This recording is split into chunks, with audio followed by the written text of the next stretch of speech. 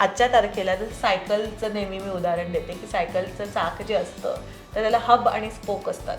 तर ते हब जो आहे ती बाई आहे, स्त्री आहे एका घरातली, आणि तिच्या अवतीभोवती सगळे जे स्पोक असतात ते जोडलेले असतात. ह्या हबनी जर स्वतःकडे लक्ष केलं नाही, दिलं नाही, तर मग ते चाक जे आहे ते कोलमडायचे चान्सेस असतात.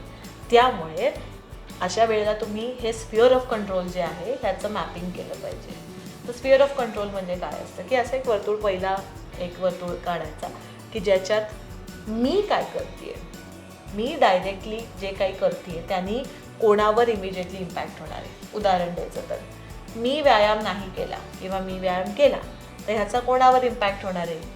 मी स्वयंपाक बनवला, मी स्वयंपाक नाही बनवला तर ह्याचा कोणाला ह्याचा म्हणजे त्रास होणार आहे किंवा त्याचा बेनिफिट होणार आहे, हा विचार करा. तर आता this is things I control, things which are immediately मी जे काही करते. तर दुसरं वर्तुळ हे असतं की मी जे काही करते त्याच्यामुळे कोणावर अजून त्याचा इम्पॅक्ट होणार आहे ते. आणि तिसरं वर्तुळ म्हणजे की ह्या सगळ्याच्या बाहेर कोण आहे.